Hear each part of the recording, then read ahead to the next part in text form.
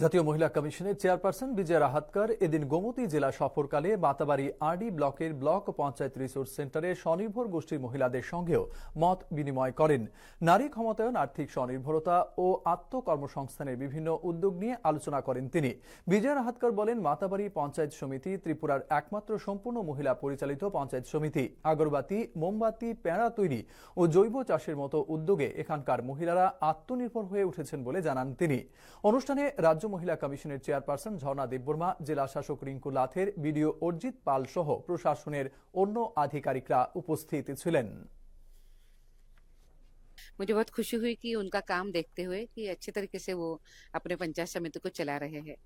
पर आज मुलाकात हुई है हमारे सीएलएफ की, क्लस्टर लेवल फेडरेशन जो है, उस फेडरेशन की अध्यक्षाओं की आज हमारी मुलाकात हुई है। उसी के साथ साथ जो विलेज ऑर्गेनाइजेशंस है, सेल्फ हेल्प ग्रुप में काम करने वाले, उनके साथ भी मुलाकात हुई है। लखपति दीदी के साथ भी मुलाकात हुई है।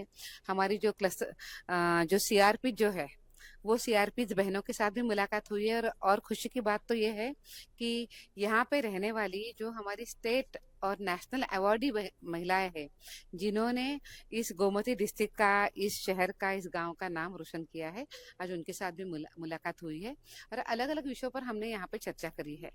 मुझे बहुत खुशी है कि सेल्फ हेल्प ग्रुप का यहाँ का उनका जो बिजनेस है वो बहुत ही बड़े पैमाने पे चल रहा है और अलग अलग क्षेत्र में महिलाएं काम कर रही है, केवल एक जगह पे नहीं कर रही है।